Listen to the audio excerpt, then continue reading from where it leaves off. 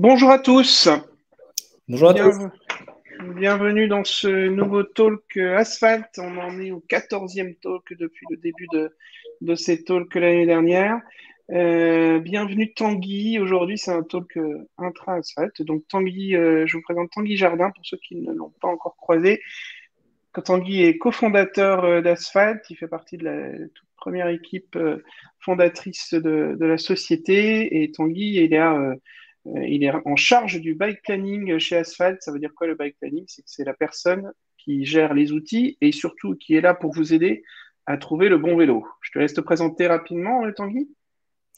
Oui, merci. Donc, Tanguy Jardin, cofondateur de chez Asphalt et responsable du Bike Planner. Donc, je suis passionné de deux roues et de vélo et très technique sur le sujet.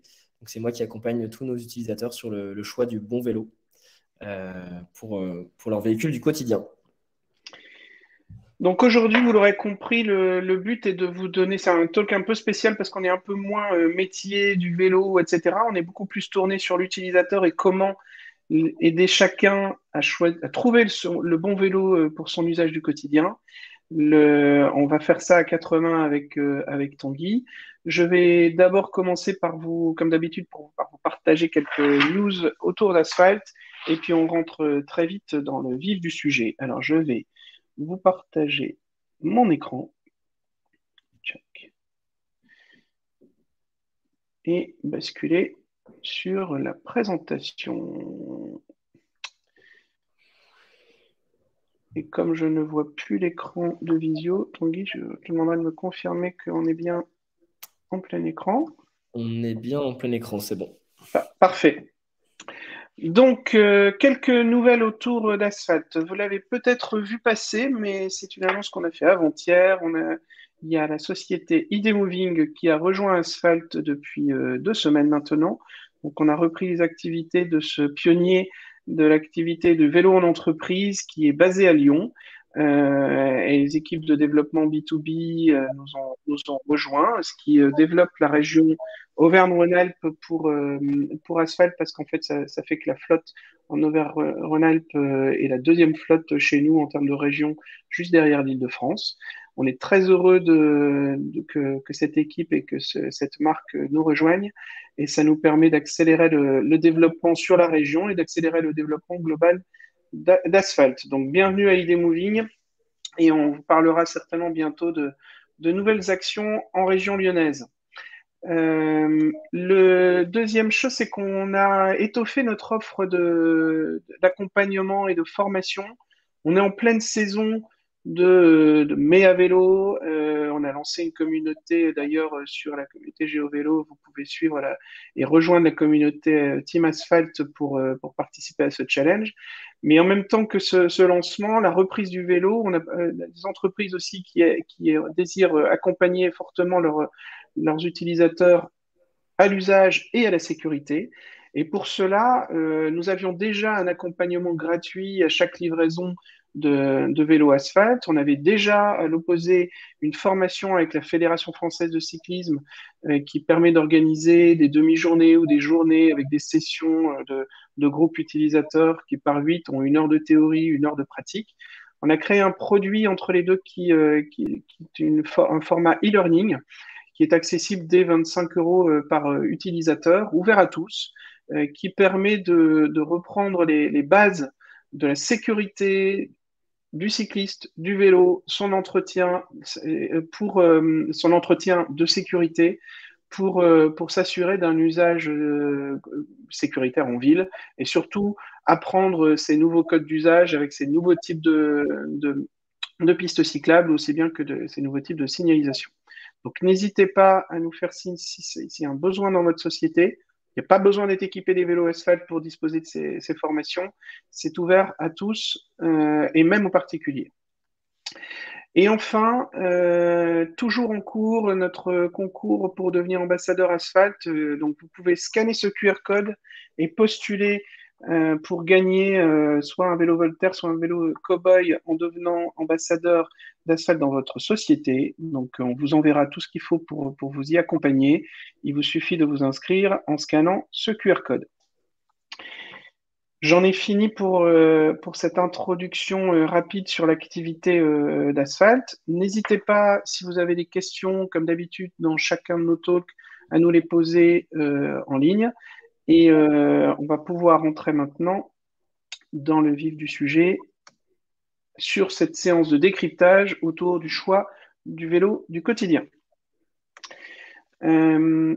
Donc notre thématique aujourd'hui, elle est axée là-dessus. Pourquoi? Parce qu'on a souvent cette question de la part de nos clients, mais aussi de la part de notre environnement. C'est j'ai envie d'utiliser le vélo au quotidien, j'ai envie de choisir un VAE, etc. Mais comment on fait? Quel vélo choisir? Pourquoi est-ce qu'il y a autant de modèles et de caractéristiques différentes? Et comme c'est un des éléments fondateurs d'Asphalt, parce que on est tous convaincus qu'on arrive à passer au vélo au quotidien si on choisit le vélo le plus adapté à son usage. C'est pour ça que sur Asphalt, vous avez la possibilité d'avoir accès à des centaines de vélos, de modèles de vélos finalement. C'est parce que en fonction de son usage du quotidien, mais aussi de ses goûts, de ses couleurs, de sa taille, etc., on va pas avoir besoin du même vélo. Et si on n'a pas le vélo adapté à l'usage que l'on a projeté, on ne fera pas du vélo au quotidien. Et comme notre mission, c'est d'aider chacun à passer au vélo au quotidien, il fallait avoir ce choix. Mais ce choix, il doit être accompagné de guides pour justement faire ces bons choix. Souvent, quand vous dites j'ai envie de passer au vélo, vous allez avoir une avalanche de conseils, de recommandations de la part de vos amis, ou alors une avalanche de questions de la part du vendeur que vous aurez sur un site internet ou dans le magasin que vous irez consulter. On va vous parler de puissance de batterie, de est-ce que vous voulez un vélo à assistance électrique ou musculaire ou mécanique, l'autonomie de la batterie, la puissance de la batterie, le type de frein, les vitesses, le nombre de vitesses, le couple ou la puissance moteur, la taille du vélo, son équipement, est-ce que je prends un pliant ou pas, le poids du vélo, etc.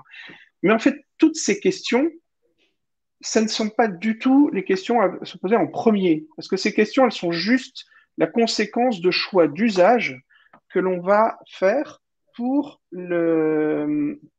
pour cet usage, pour l'usage du vélo au quotidien.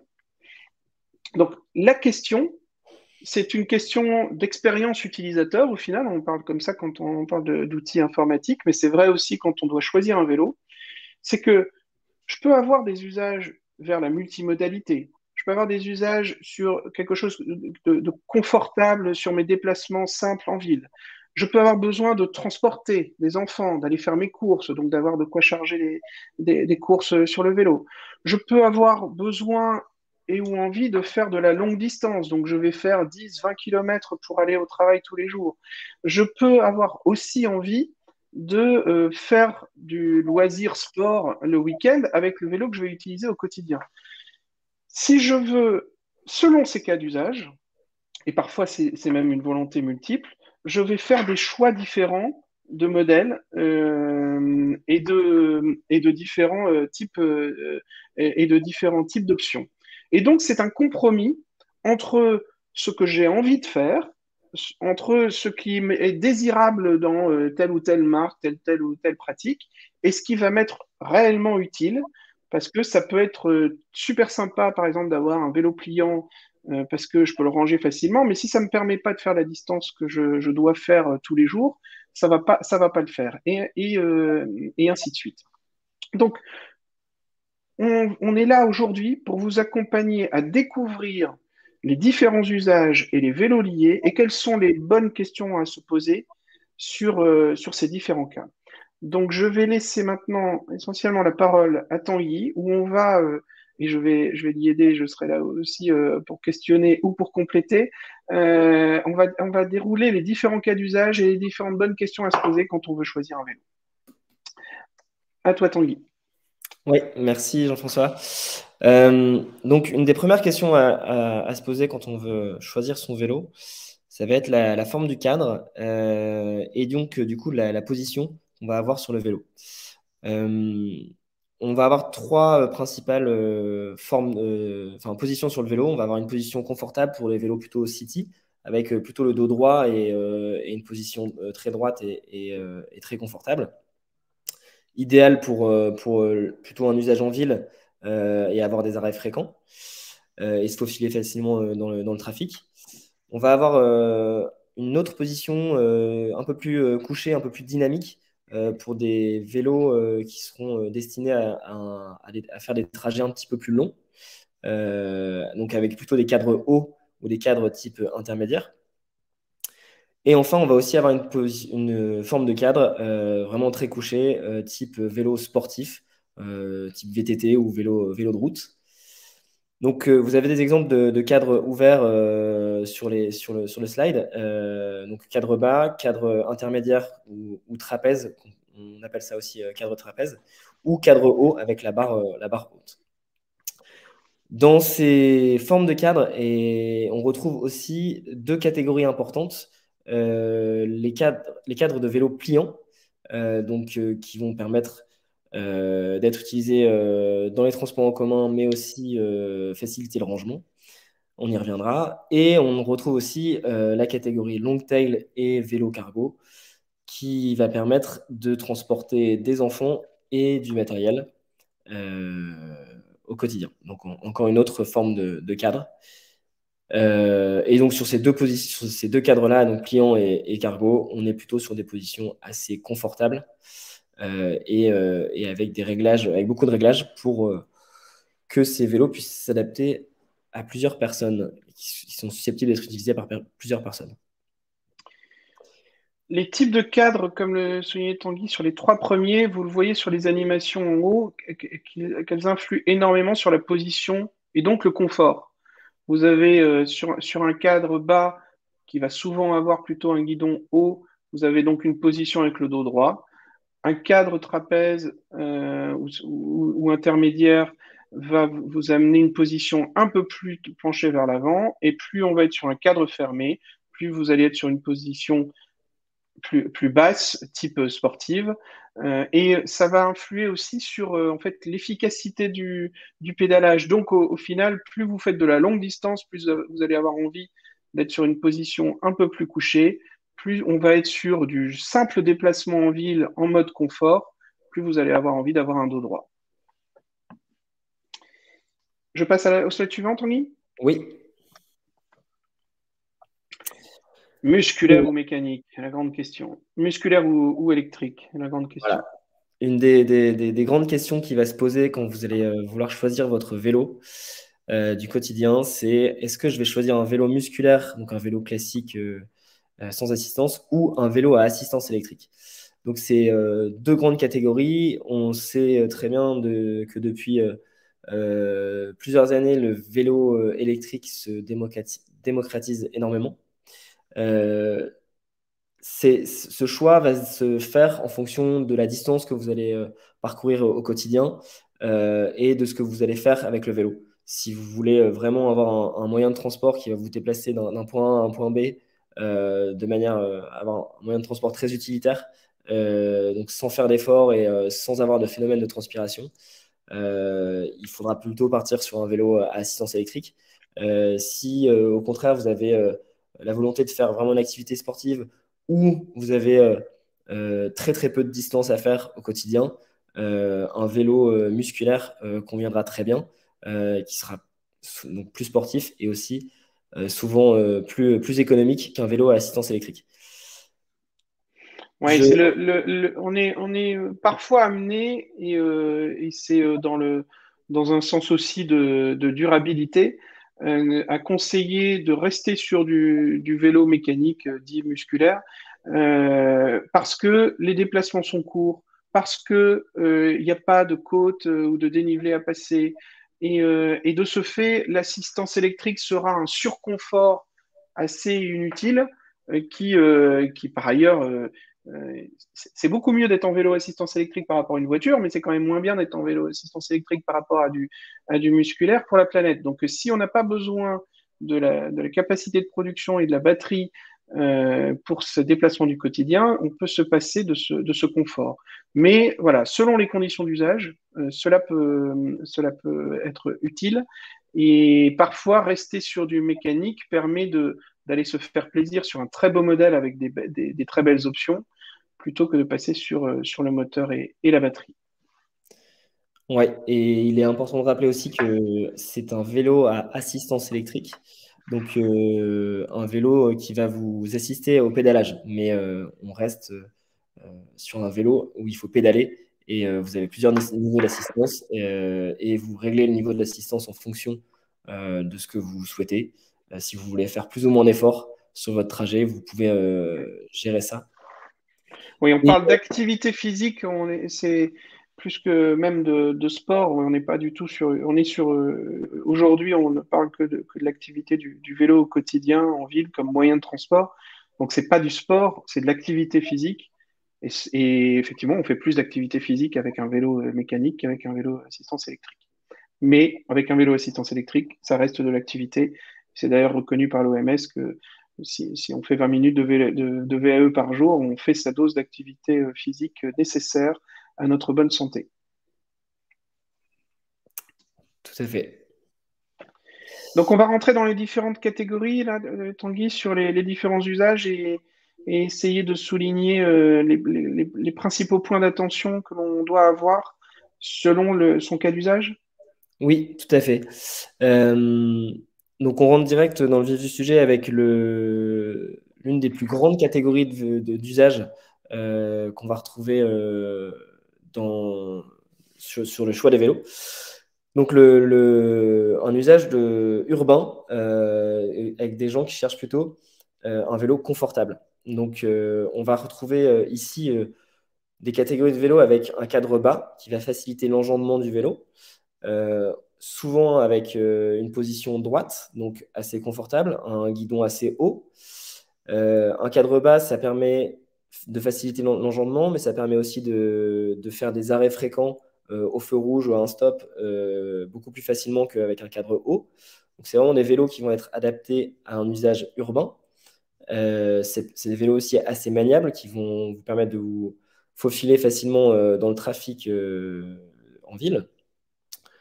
On va, sur ce type d'usage, chercher du confort et donc souvent on va s'orienter vers un vélo à assistance électrique, donc avec un moteur qui va permettre de faire les trajets simplement, facilement, sans avoir ce phénomène de transpiration quand on arrive le matin au bureau ou à un rendez-vous. On va aussi avoir comme besoin sur ce type d'usage, c'est le besoin de stockage, avoir un bon porte-bagages pour mettre une sacoche, par exemple, ou un panier sur l'arrière ou même sur l'avant du vélo. C'est quelque chose d'important à prendre en compte parce que, par exemple, si vous allez rouler, si vous êtes à Marseille et que vous roulez au quotidien, il est peut-être plus confortable en plein été d'avoir une sacoche pour mettre l'ordinateur que d'avoir l'ordinateur dans le dos. C'est plus confortable et on a moins tendance à transpirer.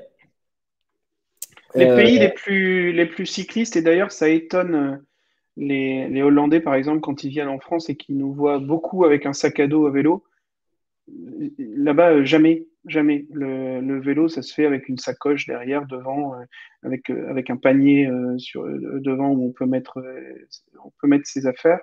Et en fait, quand on fait du vélo au quotidien, on se rend vite compte qu'on a ce besoin de stocker un peu d'affaires, de mettre ses affaires, voire même de mettre un petit kit de dépannage ou sa cape de pluie toujours à disposition dans une sacoche. Tout à fait. Et du coup, d'avoir toute sa mobilité quand on est sur le vélo, parce qu'on reste sur un véhicule à deux roues où il faut avoir de l'équilibre. Et donc, du coup, si on peut éviter d'avoir une grosse charge dans le dos et plutôt reporter la charge sur le vélo, c'est plus confortable et plus sécurisant. Donc à retenir, si l'usage est essentiellement urbain, on va souvent aller chercher ce confort, se souvenir qu'en fait un cadre bas, ça permet de monter et descendre le plus facilement possible d'un vélo. Et donc l'exemple très concret, c'est que si vous voulez avoir un enfant derrière avec un siège enfant, bah vous devez avoir un cadre bas parce que sinon vous ne pouvez pas passer la jambe par au-dessus du cadre. Donc le cadre bas est fait pour poser vite le pied à chaque feu rouge ou devoir monter, descendre régulièrement du vélo avec une très grande facilité. Donc c'est un des premiers points, le confort et puis la position que donne le cadre bas, c'est vraiment un des premiers points. Et puis les trois points principaux qu'a souligné Tanguy, c'est l'assistance électrique, la présence du porte-bagages qui permet d'équiper le vélo. Et le petit plus, c'est d'avoir de la suspension qui peut être agréable en ville pour passer les dodanes, les trottoirs ou les endroits où on a des nids de poules dans la ville. Tout à fait. C'est vraiment les quatre critères qui vont nous permettre de choisir, enfin, de nous orienter vers un vélo confort et urbain. On va passer à un deuxième critère d'usage, la distance. Oui, alors là, on retrouve un vélo avec un cadre un peu différent, qui va plutôt correspondre à un usage de longue distance. Donc là, on va plutôt s'orienter vers des personnes qui cherchent à rouler au quotidien et rouler sur des longues distances. Donc des longues distances, ça peut être 10, 15, 20, voire 30, voire plus de kilomètres par jour. Et donc là, on va s'orienter vers un vélo plutôt avec un cadre haut, avec une position un petit peu plus couchée, un petit peu plus dynamique. Si on fait de la longue distance, on va plutôt quand même privilégier un vélo à assistance électrique. C'est un des premiers critères, parce que ça va nous aider au quotidien et ça va être plus agréable à rouler tous les jours. Le cadre haut, du coup, offre un peu plus de rigidité, un peu plus de dynamisme. Et en fait, sur les longues distances, donc souvent, quand vous allez rouler sur des départementales, sur des grandes lignes droites, vous allez plutôt chercher de la performance.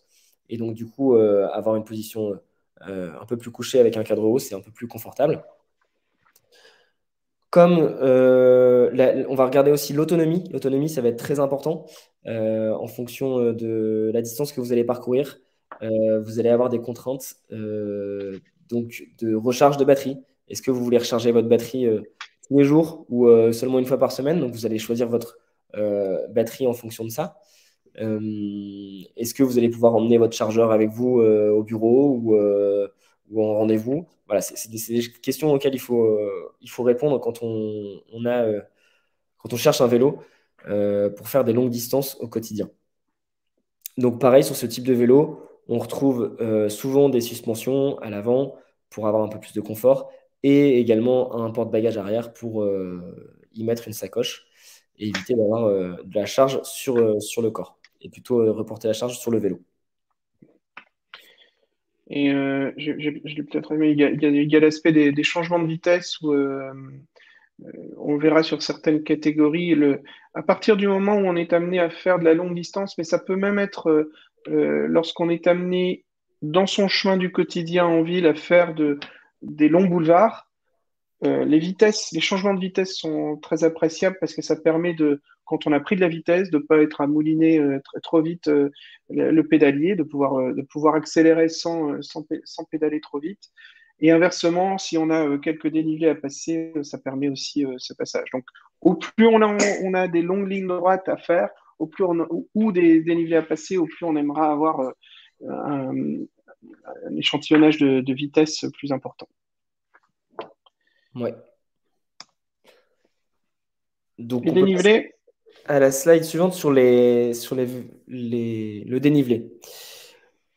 On a certains, souvent des usages différents et souvent des contraintes différentes. Je pense à des gens qui doivent aller sur Montmartre et monter ou à la Croix-Rousse à Lyon. On va avoir besoin plutôt d'un vélo à assistance électrique pour pouvoir monter la côte sans trop d'efforts. Et donc là, on s'oriente plutôt vers. On a même notre partenaire à La Réunion qui a un environnement très vallonné. Du coup, on ne livre que des vélos à assistance électrique et plutôt avec des moteurs puissants. Donc, sur ce type d'usage, on s'oriente forcément vers un vélo à assistance électrique avec un moteur assez puissant. Donc, un moteur puissant, pour vous donner une idée, les moteurs d'assistance électrique, ça va démarrer, on parle de Newton-mètre, donc de couple. On parle pour les premiers moteurs, on démarre à 30 Newton-mètres et on va aller jusqu'à 85-90 Newton-mètres pour les moteurs les plus puissants qu'on va retrouver sur des vélos cargo ou des vélos long tail ou des vélos assez sportifs. On va regarder aussi l'autonomie, parce que plus on a de dénivelé, plus on va on va consommer de batterie. C'est comme sur une voiture, hein. Si vous faites que de la montée, bah, vous allez consommer plus. En vélo, c'est pareil, on va consommer plus de batterie si on a beaucoup de montée.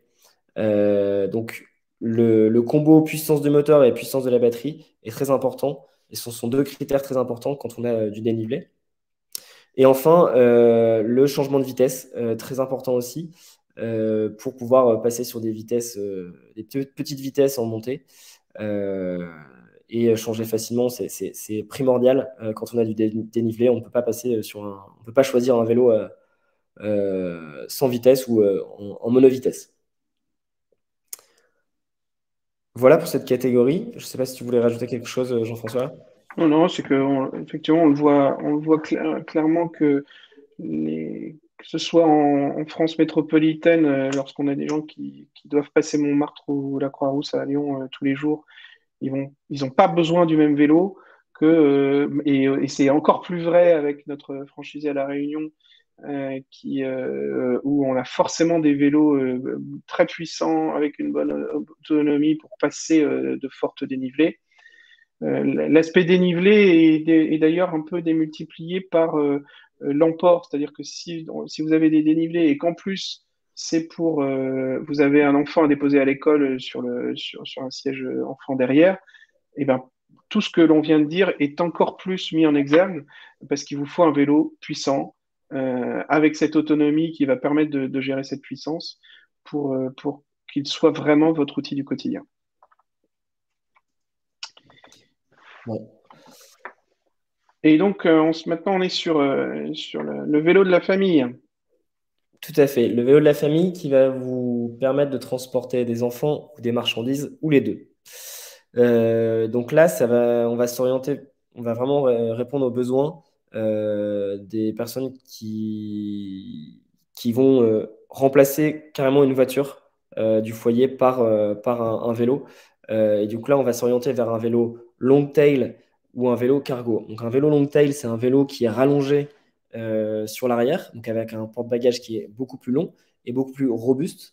Et on va pouvoir y installer un ou deux sièges bébés ou des sièges enfants quand ils sont un petit peu plus âgés. On va aussi retrouver du coup des paniers pour avoir beaucoup de capacité de stockage. Et on retrouve dans cette catégorie aussi des vélos cargo, donc vélo cargo avec la grande caisse devant qui permet de transporter enfants, marchandises et beaucoup d'affaires du quotidien. On retrouve sur ces vélos-là souvent des vélos à assistance électrique parce qu'on a besoin de confort, on a besoin d'assistance. Si on est chargé, il va falloir avoir un moteur puissant, il va falloir avoir une autonomie qui suit aussi, donc une grosse batterie, un gros moteur.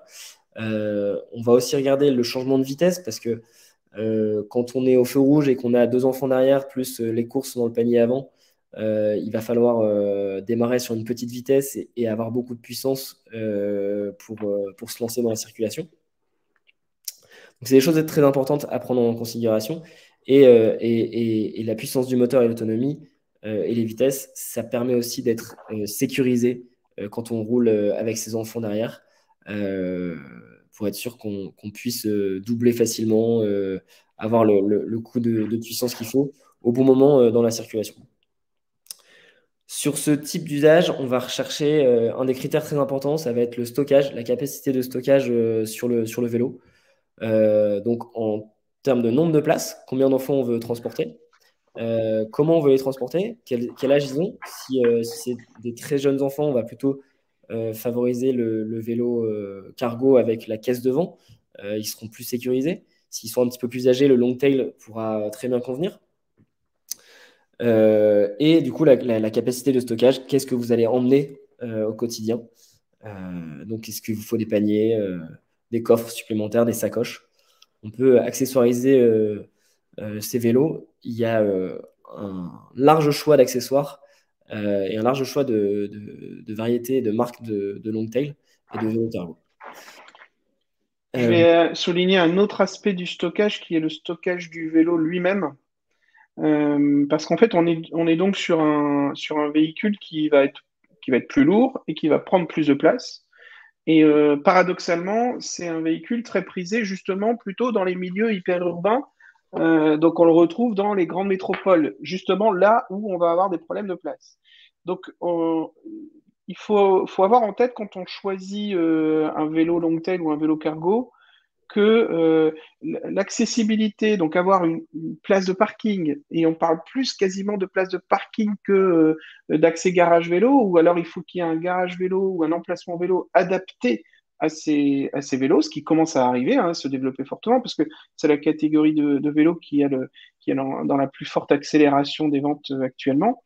Mais c'est un enjeu de savoir où je vais garer mon vélo, et quand on est dans un milieu hyperurbain, il y a aujourd'hui certains modèles qui permettent même un stockage vertical, c'est-à-dire qu'on peut relever le vélo et il tient sur en fait ses barres arrière à la verticale, ce qui permet de le mettre par exemple dans un local vélo commun lorsqu'on est dans un immeuble parisien ou voire dans une entrée d'appartement, ce qui arrive pour certains de nos clients.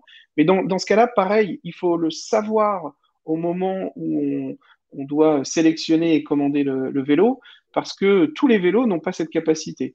Donc, c'est plutôt des vélos plus légers, plus compacts que l'on va pouvoir mettre à la verticale. Donc, c'est un compromis parce qu'on ne va pas pouvoir mettre forcément deux enfants en âge moyen derrière si on est sur ce type de vélo. Mais ce sont les bonnes questions à se poser au moment du choix. C'est tout pour toi sur ce slide-là, Tanguy? oui, après, Ok. on peut juste rajouter il y a, sur les vélos long tail, effectivement, quand on a des contraintes de stockage, on va retrouver des vélos avec des tailles de roues différentes qui vont apporter un confort différent. Plus on a des plus petites roues, moins ça va être confortable. Mais par contre, on gagne en compacité et en capacité de stockage. Donc, c'est beaucoup plus facile quand on a ces contraintes-là de stocker son vélo, quand on a un vélo plus compact. Parfait. On passe maintenant à la multimodalité. Oui, alors la multimodalité, donc on va avoir ici des gens qui veulent faire leur trajet en prenant les transports en commun. Donc, ça peut être le bus, le train, le métro, mais également la voiture. Donc, on a des gens qui vont faire leur trajet avec plusieurs moyens de transport. Et le vélo est un super outil pour faire le premier ou le dernier kilomètre. Quand on est sur ce type de besoin-là, le critère principal, ça va être la capacité de pliage du vélo. Donc, on va s'orienter vraiment vers un vélo pliant pour pouvoir le plier facilement et le ranger dans un coffre de voiture ou le ranger dans le coin du bus quand on prend le bus. Il faut avoir un vélo facilement pliable, assez rapidement. C'est des critères très importants quand on a ce type de besoin. Et on va aussi regarder le poids du vélo. Si vous avez sur votre trajet forcément des escaliers à monter parce qu'il n'y a pas d'ascenseur ou parce que vous habitez au deuxième étage et vous n'avez pas d'ascenseur, il faut privilégier plutôt un vélo qui est assez léger pour pouvoir le transporter facilement. Donc, Et- en fait, on a deux slides autour de ces problématiques du vélo pliant, parce que vous l'aurez compris dans ce que vient de dire Tanguy, il y a un aspect multimodalité, c'est je dois pouvoir le passer dans le train, le bus, le métro, le TGV ou le coffre de ma voiture. Et là, en fait, l'important, c'est que ce soit pliant, que je puisse l'emmener comme une valise trolley, ce que font la majorité des modèles. Et le poids importe moins parce que selon le cas d'usage, je ne vais pas être obligé de monter des escaliers, etc. On est sur un aspect multimodalité, donc si j'ai que des escalators, etc., tout va bien. Usage type aéroport, gare. Par contre, avec les mêmes contraintes pardon, que d'avoir une grosse valise. Donc multimodalité égale valise. Par contre, l'aspect rangement où je dois le mettre dans un cagibi, dans une armoire, en hauteur, le placer sous un bureau, le monter sur un, deux, trois étages sans ascenseur, Là, le poids va être beaucoup plus important que même juste l'aspect pliant ou autre. C'est qu'il ne suffira pas de pouvoir le traîner. Et il nous est arrivé à multiples reprises de déconseiller, par exemple, un vélo pliant à assistance électrique à des clientes qui avaient 3 étages à monter sans ascenseur. Vous allez le faire 1, 2 jours, 3 jours, et par contre, vous allez vite laisser le vélo quelque part parce que c'est pas un vrai usage régulier. Donc, les vélos à assistance électrique pliants, vous avez différents niveaux de modèles et différents types de poids, mais si c'est pour monter 3 étages tous les jours sans ascenseur, on va vraiment vous le déconseiller. Par contre, il y a des vélos tels que le Brompton que personnellement j'utilise très régulièrement en multimodalité. Ils rentrent dans tous les casiers à bagages, dans le TGV, etc. Et qui vous permettent de monter plusieurs étages sans ascenseur. Alors, on va pas en monter 5 ou 6 non plus. Ouais, le Brompton, c'est vraiment le vélo pliant de référence du marché. C'est ce qu'on voit le plus souvent dans les grandes villes, notamment à Paris et dans les transports en commun. Et ça va être le plus compact et le plus facile à plier. Et c'est un vélo qui offre aussi des performances proches d'un vélo classique avec des grandes roues. Donc, c'est des contraintes à prendre en compte. Ces contraintes de stockage et de poids permettent de permettent de choisir le bon vélo. Ça me fait penser à une cliente que j'ai eue ces dernières semaines au téléphone qui souhaitait un vélo City classique parce qu'elle voulait le mettre dans l'ascenseur et le mettre dans son appartement au 4e étage. Euh, Même si elle n'avait pas le besoin de plier son vélo, avoir un vélo pliant compact, c'est quand même beaucoup plus pratique pour le mettre dans l'ascenseur et le remettre dans l'appartement plutôt qu'un vélo classique. Donc, il faut vraiment se poser les bonnes questions euh, avant de choisir son vélo. Et enfin, une petite extension vers un usage plus loisir, voire sportif, ce qui n'est pas forcément le cœur du sujet que l'on adresse avec Asphalt, mais on a souvent des clients qui nous disent, mais moi j'aimerais aussi pouvoir utiliser le vélo pour aller me balader en forêt ou aller faire un usage un peu plus physique le week-end. Comment je fais ce choix de compromis? Oui, tout à fait. On a ce type de client, ce type de demande aussi. Donc, des gens qui vont vraiment avoir besoin d'un vélo un peu hybride et qui permettra de faire les trajets de quotidien, mais aussi rouler pour son plaisir le week-end. Donc, on va retrouver plusieurs catégories de vélos. On va retrouver du VTT, du vélo de route et aussi du vélo gravel qu'on voit de plus en plus en ce moment, euh, qui est très à la mode. Et donc là, les critères de choix vont être la forme du cadre, le type de vitesse qu'on veut et le poids, et également aussi l'assistance. On peut avoir besoin d'une assistance électrique ou non. Bien souvent sur des vélos type loisirs comme ça, on retrouve beaucoup de vélos musculaires classiques et plutôt haut de gamme. Ouais. Les vitesses, parce qu'en fait, vous allez vous retrouver souvent sur des cas d'usage où je vais dans des chemins, donc j'ai besoin de démultiplier ma vitesse, où je passe des monts, etc. Et le poids, parce que vous allez être un peu plus en recherche de performance, et donc le poids du vélo va jouer. Le poids du vélo, vous aurez remarqué qu'on l'a pas mis dans un critère, dans un des premiers critères de choix sur tout ce déroulé, parce que surtout quand on est sur le poids du vélo est important lorsque vous êtes sur un vélo musculaire ou mécanique. À partir du moment où vous êtes dans le domaine du vélo assistance électrique, euh, le moteur va permettre de compenser tout le poids du vélo. Et parfois, y compris sur le vélo musculaire, le poids est un avantage parce que le poids permet aussi d'avoir de l'inertie, d'avoir du confort d'usage. Et si on gère bien ce poids, notamment avec les changements de vitesse, ça peut être un vrai avantage d'avoir le poids. Et on est finalement très rarement amené à soulever son vélo, et encore moins avec un vélo assistance électrique. Donc la logique la question du poids, qui est souvent une des premières questions, mais ce vélo il est trop lourd, il va pas. Non, un vélo, au final, parfois quand il est lourd, il a justement l'inertie une inertie de confort en fait, qui va créer un usage doux. Par contre, plus on va être sur la volonté d'avoir un usage plutôt vif, limite sportif, oui, le poids va être un enjeu. Le prix, on n'avait pas encore parlé du prix, Tanguy.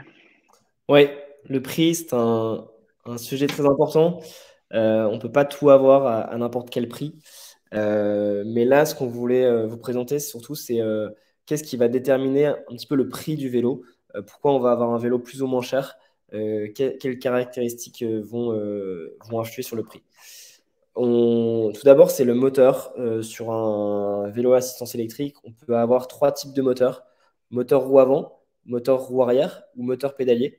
Donc le moteur le moins cher, mais aussi très très fiable, c'est les moteurs qu'on va retrouver dans la roue avant. Donc ça, c'est plutôt sur les modèles de vélos électriques plutôt entrée de gamme. Dès qu'on monte un petit peu en gamme, on va retrouver des vélos avec des moteurs dans le pédalier ou des moteurs dans la roue arrière, souvent avec des capteurs de couple dans le moteur. Des capteurs de couple, ça permet de vraiment adapter la puissance du moteur au rythme de pédalage que vous voulez que vous fournissez. Plus vous allez exercer de pression sur les pédales, plus vous allez être assisté. Et du coup, sur un moteur arrière ou un moteur pédalier, on va avoir une sensation de pédalage un petit peu plus naturelle qu'on retrouvera plus sur un vélo musculaire. Voilà, le moteur avant ne permet pas ou très peu une adaptation douce en fait à l'accélération et au couple, donc à la force qu'on va donner sur les pédales. Ce qui fait que vous allez avoir parfois un usage plus saccadé avec un moteur à l'avant et une sensation d'être traîné par le vélo. Alors je le caricature, mais donc la sensation d'usage va être moins douce et moins naturelle que ce que sont capables de gérer les moteurs et les systèmes de gestion des moteurs arrière ou pédaliers. Et il n'y a pas, après, il y a des gens qui vont dire on ne jure que par du moteur pédalier ou on ne jure que par du moteur arrière. Il n'y a pas de réalité absolue entre les deux technologies. La majorité des speed bikes, donc les vélos les plus rapides, etc., vont être plutôt en moteur arrière. Les vélos bien puissants, très coupleux pour passer de la montagne, des dénivelés, et par exemple les VTT de compétition, de haute compétition, seront plutôt sur du moteur, enfin seront tous sur du moteur pédalier. Donc là, on va être sur, encore une fois, selon l'usage, des critères un peu différents. Mais ces deux technologies, arrière ou pédalier, permettent d'avoir une expérience plus intégrée et adaptée, mais donc vont beaucoup jouer sur la technologie et donc le coût. Ouais, tout à fait.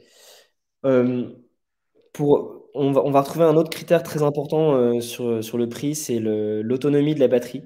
Une batterie, aujourd'hui sur le marché, on trouve des batteries qui démarrent dans les 230 Wh et qui vont aller jusqu'à 800 Wh, voire plus. Et on retrouve aussi des vélos avec double batterie. Voilà, on peut avoir un large choix sur les batteries. Et ça va forcément, c'est un des éléments du vélo qui coûte le plus cher. Ça va forcément influer sur le prix. Plus on a une grosse batterie, plus on a d'autonomie et plus le prix augmente également. Je vais souligner l'aspect suivant sur l'éco-conduite qui est euh, selon votre volonté d'avoir en fait une éco-conduite, et on va revenir sur ce que ça veut dire à vélo, le vélo va coûter plus ou moins cher. C'est-à-dire que si vous vous adaptez au vélo, dans le sens où vous allez changer de vitesse pour démarrer sur des multiplis et ne pas être tout le temps à 100% de la puissance du moteur, etc. Donc au mieux, vous allez gérer votre batterie et au moins, vous avez besoin d'une grosse batterie et au moins, vous avez besoin d'un moteur puissant.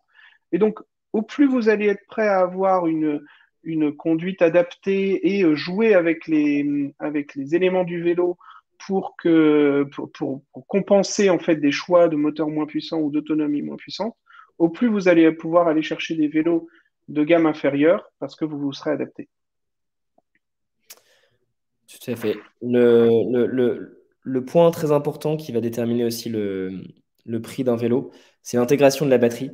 Une batterie intégrée dans un cadre, ça va coûter beaucoup plus cher qu'une batterie sur un porte-bagages ou juste posée sur un cadre de vélo. c'est mécanique. Hein, une batterie intégrée dans un cadre, c'est beaucoup plus complexe à mettre en place et du coup un petit peu plus cher. Ce qu'on va retrouver aussi en critères déterminants sur le prix, c'est la qualité des composants, évidemment. Les marques des moteurs, les marques des batteries, les marques de dérailleurs, de freins. Voilà, plus on monte en gamme, plus c'est cher, évidemment. Et enfin, le critère déterminant, ce sera la marque du modèle et le design. Un vélo de la marque Moustache, qui est très demandé et très tendance, va coûter plus cher qu'un autre vélo d'une marque un peu moins marketée et un peu moins design. C'est pas une généralité, mais on peut retrouver ce type de décalage en fonction des marques et des designs de vélos. Oui, parce que le travail du design ou le travail d'une marque va aussi jouer sur les séries. Donc souvent, on va être sur des éléments, des composants du vélo qui peuvent être plus ou moins spécifiques. On a parlé du cadre tout à l'heure, un cadre avec batterie intégrée. C'est donc un cadre spécifiquement fait pour le vélo, qui a son coût de développement, de fiabilisation, etc. Et au plus on va être sur des grandes séries, au plus ces coûts de développement sont amortis ou pas. Donc, dès qu'on va être sur des marques qui vont être sur des positionnements un peu plus premium, on va être souvent sur des plus petites séries qui font que le vélo en lui-même va coûter plus cher. On voulait souligner cet aspect parce que sur chacun des usages qu'on a vus, vous allez avoir, chez Asphalt, on travaille 3 niveaux de gamme, accessible, moyen et plutôt premium, pour chacun des usages. Donc, vous allez avoir la possibilité d'accéder aux différents types de vélos pour votre budget. La seule chose, c'est que ça va être une histoire de compromis dans tous ces axes, parce que, oui, en entrée de gamme, vous n'allez pas avoir le meilleur moteur, la meilleure batterie, la meilleure intégration de cette batterie, etc. Donc, c'est ensemble qu'on aide nos clients et nos utilisateurs à faire ces choix d'arbitrage par rapport à leur budget. Et enfin, la taille. Alors la taille, c'est un sujet très important. Parce il faut choisir la bonne taille de vélo pour être bien sur son vélo, se sentir à l'aise, se sentir en sécurité et avoir plaisir à rouler tous les jours. Donc c'est vraiment très important la taille du vélo. Pour choisir la bonne taille, faut connaître sa taille, la taille du cycliste, la taille des jambes. Et du coup, il y a chaque fois sur chaque vélo un guide des tailles. En fonction de la forme du cadre et de la hauteur du cadre, on va conseiller différentes tailles de vélo. C'est très personnel aussi, la taille du vélo. Certaines personnes vont être très à l'aise en vélo et vont rouler tous les jours et ils roulent en vélo déjà depuis des années. Et ils savent ce qu'ils veulent comme taille. Et parfois, ils vont choisir un vélo un petit peu plus grand parce qu'ils se sentent plus à l'aise. Ils préfèrent un vélo plus grand. Et au contraire, on peut avoir des personnes assez grandes, mais qui sont pas très à l'aise en vélo, qui manquent d'équilibre et qui veulent plutôt un vélo assez bas, assez proche du sol pour avoir vite le pied au sol en cas de difficulté sur la route. Donc, c'est assez personnel. Il y a des généralités, des guides, mais la meilleure chose à faire quand on n'est pas sûr de sa taille, c'est d'essayer le vélo, de demander des conseils à un expert, de passer en magasin. Voilà. Il y a rien de mieux. Nous, chez Asphalt, on oriente vraiment les clients, on les accompagne sur le bike planner, on les accompagne par téléphone. Mais quand le choix de la taille est trop compliqué, il faut passer en magasin. On oriente les utilisateurs vers nos magasins partenaires pour qu'ils puissent essayer le vélo et être conseillés devant le vélo. Je rappelle qu'on a plus de 500 magasins partenaires à travers la France, donc une grande capacité à faire essayer ces vélos dans des magasins ou centres partenaires. Et puis même si c'est pas exactement le même modèle, à partir du moment où on est sur un modèle équivalent, une marque équivalente, on va pouvoir faire un choix de taille. Et l'essai va aussi permettre à les personnes de regarder les aspects qu'on a vus précédemment. Hein. C'est déjà, si on n'a jamais essayé un VAE, il faut essayer un VAE avant de le choisir. Si si on se pose des questions sur le long tail, le cargo, etc., c'est pareil.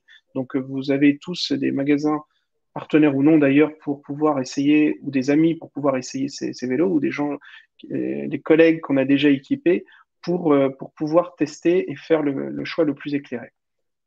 Ouais. Donc la taille du vélo va aussi dépendre de. Enfin, votre choix de taille va dépendre aussi de l'intensité d'usage que vous allez avoir et du confort que vous souhaitez sur le vélo. Et enfin, si ça va être un vélo partagé ou pas. Donc, si c'est un vélo, on en parlait tout à l'heure, mais un vélo long tail, c'est un vélo qui est souvent à taille unique, mais qui va avoir une tige de selle très longue qui permet de gérer la hauteur de selle, qui permet aussi on va pouvoir régler la hauteur du guidon, l'inclinaison du guidon. Et donc, c'est des choses, des critères à prendre en compte quand on est un couple qui choisit un long tail pour le véhicule du quotidien, mais qu'on a une grande différence de taille entre l'homme et la femme. Il faut vraiment prendre ça en considération. C'est vrai. C'est vrai aussi c'est mon cas où on a le vélo qui permet d'amener notre fils à l'école, bah, qui est utilisé alternativement par mon épouse ou par moi. Bah, le vélo, il faut que, il soit sur une taille à peu près moyenne pour convenir à tout le monde et qu'on puisse régler la hauteur de selle en un tour de main pour que ça se fasse de manière confortable. Donc, c'est pareil. Si le vélo il doit passer de main en main dans le foyer, eh bien, on va faire ces compromis et on va être sur aussi des options de réglage rapide pour pouvoir s'adapter à chacun. Voilà. Et pour cela, en fait, vous avez, et c'est le travail de Tanguy au quotidien, c'est d'aider nos collaborateurs, d'aider les entreprises à faire les bons choix. On a développé des technologies, notamment le Bike Planner que vous voyez ici à l'écran, qui permet d'éclairer ces choix. Vous avez Mathilde, Tanguy disponibles en chat sur cet outil ou par téléphone pour aider chacun des utilisateurs dans ses choix, parce que lorsque dans le dispositif Asphalt, on fait le choix du vélo, on est parti pour 3 ans. Donc l'idée, c'est de trouver le vélo qui sera réellement adapté dans la longue durée sur cet usage. Et on a développé tout l'accompagnement nécessaire à cela, dont on vous partage aujourd'hui cet échantillon. Le récapitulatif de tout ce qu'on vient de dire, on a essayé de résumer ça dans un seul et même grand tableau qui sera disponible sur notre page de replay comme d'habitude après chaque talk. Je pense qu'il sera en ligne demain ou en tout début de semaine prochaine et vous le retrouverez dans la newsletter Asphalt qui sera diffusée mardi ou mercredi prochain.